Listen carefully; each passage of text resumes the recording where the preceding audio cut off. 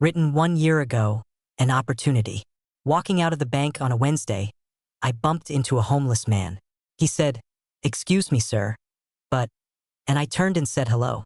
He looked at me strangely and said, "JD." I said, "Hunter." We immediately clapped hands and laughed about the chance to see each other again. Hunter's story started a while ago, and over the course of next year, we are all going to watch it unfold together. 6 months before, I was walking through the downtown park on my way to a lunch meeting. Our downtown park is a common resting place for our excessive homeless population, and most individuals get stopped daily by those asking for handouts. I have a budget I will give away each month to those who ask, and then I just have to say no. What stopped me today was a request I had never heard before. The first thing this gentleman said who stopped me during my walk was, "I can mow lawns. Do you have any work for me?" This got my attention. I introduced myself and asked him to wait until after my meeting.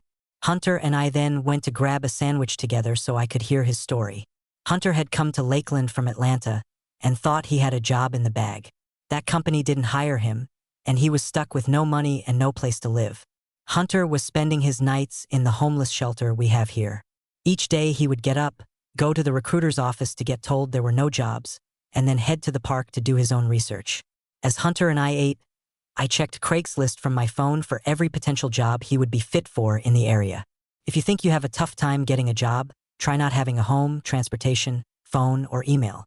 I left Hunter that day with $15, a list of 10 jobs, and a good luck handshake. Now Hunter and I have reconnected. After we met at the bank, I sat down to hear more about his current situation. Hunter had found work for a month and was pretty excited about it.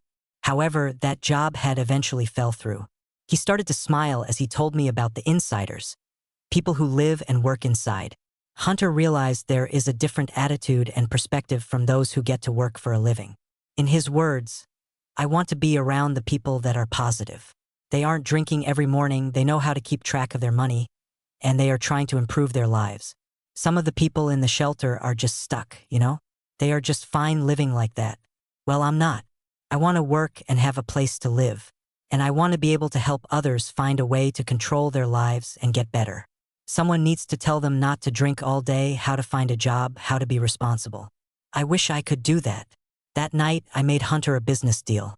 I told him that I would do everything I could to help him get on his feet, find a place to live, and a steady job in 1 year. We are going to meet weekly to learn about budgeting, interviewing, business, and staying positive. We're going to get a phone and an email and learn how to keep track of a quality lifestyle. In 1 year, Hunter and I are going to be sitting together enjoying a stable world together. In return, I told Hunter that after our 1 year journey, we are going to brainstorm how we can create a program that Hunter will be in charge of to help Lakeland's homeless. We will find a way to educate and organize the current process so those who have money can control it, and those who need money can get it. Our new program will not be a charity. It will be focused on the premise that everyone can help themselves if they work for it. We will provide tools and guidance, and you will put in the hours. Hunter took the deal and shook my hand in the car on the way back to the shelter. We both got pretty psyched up, yelling about how we in here get it, son. This is where our story starts. There are probably going to be some mistakes, setbacks, and wrong moves, but I hope you will keep Hunter in your thoughts and know we will not give up. Written 6 months ago, a journey. I just gave Hunter exactly $60, and I'm nervous about it. Hunter used to run a lawn mowing business back in Atlanta and lost it all with a criminal conviction. He is very knowledgeable when it comes to doing the actual work. However, he had partners who helped him control the finances of the business. Hunter had a meltdown when I started to explain revenue and expenses to him. Most importantly, we set goals together. Hunter is going to purchase a lawn mower today and has 3 lawns to mow tomorrow. I am meeting Hunter again on Wednesday, and these are the 3 outcomes. Hunter meets me on Wednesday with a lawn mower, more money than when I left him, and we start talking about budgeting and building a new business. B. Hunter is nervous about meeting his wife on Sunday, who came down from ATL. She could take the money or ask to stay, which would throw a wrench in this process. C. Hunter comes back with no money on Wednesday and a very confusing story about where it went. I have a feeling this might happen, by how overwhelmed and scattered he was. Sometime later, somewhere between A and C is where we seem to land. Hunter is still in the shelter, but progress has been made. We didn't meet as much as we like to, which was mostly my fault. And when I went on a month-long trip a while ago, Hunter was concerned I wasn't coming back. From what I understand, things are moving up. We are now discussing how to keep money in the business and how to manageably grow. We're talking about constant mind, body, and lifestyle improvement.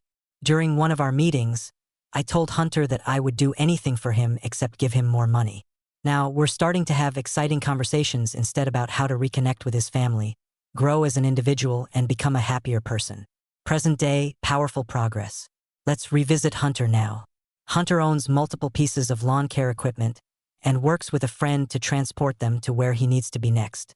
Hunter has a dozen or so of lawns all over the Lakeland area, and he is working all day to make sure they are all taken care of. Hunter has a bike, professional clothes, and a smile on his face. He always had a smile on his face, though. Lately, Hunter and I sat down to make this business official. He met someone who wants to give him a chance at a corporate contract, mowing the lawn for a large warehouse district.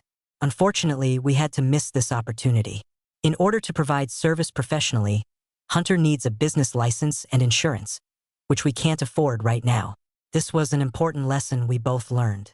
You won't always be able to take every great chance that passes by, but you have to keep trying. The last time Hunter and I spoke with each other, we talked about much more than his new thriving business. Hunter visited his father in prison and had a difficult conversation about forgiveness. Hunter has reconnected with his wife and his children and is working on finding a home to bring the family back together again. Hunter was feeling pride, and I was so happy to see it. There's a long road ahead of Hunter, and we both know it. There are going to be setbacks, trials, and big mistakes. But this is a success for Hunter in every sense of the word. He is on the path to a completely new future. He is an inspiration to me, and I hope now to you. The most important thing is the mindset change that happened in Hunter's life. He is now fully aware that he has the ability to change his situation for the better. He has personal power. We all have problems. Not many of us can say that we spend each night in a homeless shelter, surrounded by darkness. Many of us are so caught up in our own world, our own challenges, that we forget how incredibly lucky we are. Remember, this is not just about you. This is about growing the lives of others. Hunter continually mentioned how empowering it was just to have someone on his side. Who can you find in your life to support? A rising tide lifts all boats. The one thing we all have is the ability to grow, the ability to improve. You don't need much else. What opportunity can you take advantage of today?